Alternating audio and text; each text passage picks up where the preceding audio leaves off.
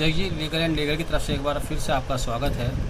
पूरे देश में जैसे कि लॉकडाउन खुल रहा है, लेकिन अभी भी अदालतों में जो कार्य है वह सुचारू रूप से नहीं हो पा रहा है, जिसका खमियाजा क्लाइंट के साथ साथ वकीलों को भी भुगतना पड़ रहा है। वकील भी एक आर्थिक स्थिति और उनकी क्लाइंटेज भी टूट रही है, उससे जूझ रहे हैं।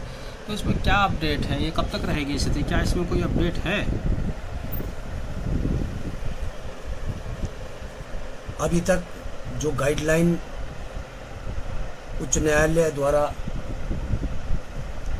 जिला अदालतों को भेजी गई हैं, उनमें अभी तक इस प्रकार का कोई प्रावधान करने का उन्होंने कोई प्रयत्न नहीं किया है। हमने जब नहीं आया कोई गाइडलाइन में, तो बार एसोसिएशन की तरफ से एक रिटिन में अपने जिला न्यायाधीश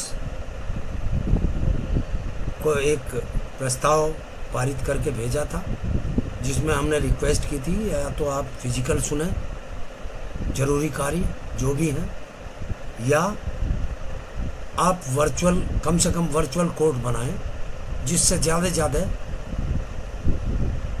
जमानतों का निस्तारण हो सके और जो सिविल मैटर्स हैं उनका निस्तारण हो सके। इस मांग को मानते हुए माननीय जिला जज द्वारा हमारे कचहरी परिसर में 4 वर्चुअल कोर्ट सेंटर का संचालन आज से शुरू कर दिया है। आज सुचारू रूप से सभी जमानतें व अन्य जरूरी प्रार्थना पत्रों पर सुनवाई हुई और काफ़ी आज निस्तारण सही प्रकार से हुआ है।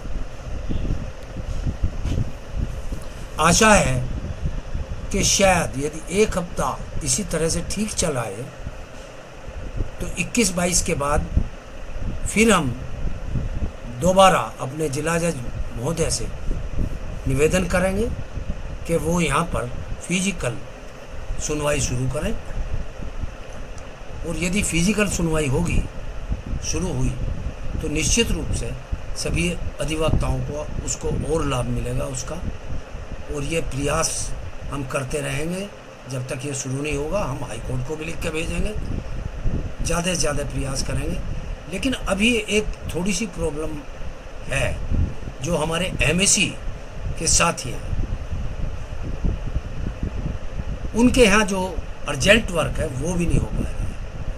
कोई कोर्ट वहाँ आती ही नहीं है, और चूँकि एमएसी अलग एक ट्रिब्यूनल है और वो गवर्नमेंट के अंडर में आता है, उसके लिए अब हम प्रयास करेंगे हम जिलाधिकारी महोदय से मिलकर, और वो भी जो दिशा निर्देश हैं उनके अनुसार जरूरी अर्जेंट वर्क जो भी है उसको अवश्य करें, जैसे दायरे हैं या रीपेमेंट है। इस तरह का हमने प्रस्ताव पहले भी उस कोर्ट को भेजा था, फिर दोबारा भी प्रस्ताव भेजेंगे, जिलाधिकारी महोदय को भेजेंगे कि वो वहाँ पे सुचारू रूप से उस काम को चलाएं। इसी प्रकार आज मुझे ये भी ज्ञात हुआ है कि जो हमारी फैमिली कोर्ट है वो भी अलग एक इंडिपेंडेंट कोर्ट्स है, वहाँ पर भी अभी तक दायरे सुचारू रूप से नहीं हो रहे हैं, जबकि गाइडलाइंस में फैमिली कोर्ट्स में दायरे का प्रावधान किया गया। वहाँ पे भी दायरे शुरू कराने के लिए जो फैमिली कोर्ट के प्रिंसिपल जज हैं उनसे मिलने का हम प्रयास कर रहे हैं, लेकिन अभी तक वो कोर्ट में, चूँकि वो कोरोना पॉजिटिव हो गए थे, ठीक होकर अभी कोर्ट में आना शुरू नहीं किया है, इसलिए थोड़ी प्रॉब्लम है। 1-2 दिन में प्रयास करेंगे कि वहाँ पे भी सुचारू रूप से काम शुरू हो जाए।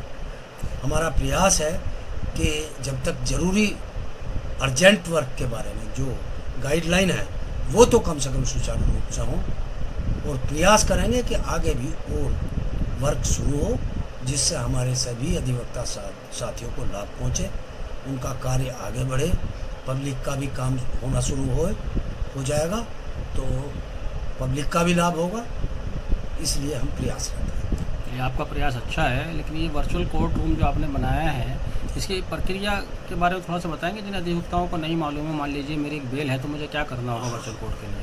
वर्चुअल कोर्ट में 4 कोर्ट बनाई गई है। कोर्ट नंबर 1 जो फैमिली कोर्ट परिसर में है, वहाँ पे केवल जो सेशन ट्रायल है, बेल जमानते हैं या जो अर्जेंट वर्क है सेशन से संबंधित, वो उस कोर्ट में उसका निपटारा होगा। उसकी लिस्ट पहले दिन हम लोगों के पास आ जाती है। अभी कल नहीं आई थी तो थोड़ी ऐसी विदा हुई, आज से शायद सुचारू रूप से शुरू हो जाएगी। फिर दोबारा उस लिस्ट को हम डाल देते हैं, ज़्यादा ही लोगों को उसका पता चल जाता और लिस्ट के अनुसार वहाँ सुनवाई होगी। आज भी हुई है, ठीक हुई है, सही तरीके से हुई है।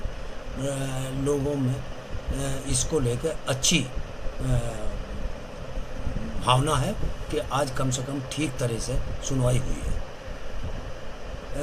इसके अलावा एक कोर्ट नंबर 2 बनाई गई है, जो इधर कोपिंग वाली बिल्डिंग जो 12 न्यायालय है, इसमें नीचे की तरफ जो जेएससीसी की कोर्ट है उसमें बनाई गई है। उस कोर्ट में जो मजिस्ट्रेट ट्रायल सेशन में बेल्स हैं या अन्य जरूरी प्रार्थना पत्र हैं, उनका निपटारा उसमें होगा, उसमें सुनवाई होगी।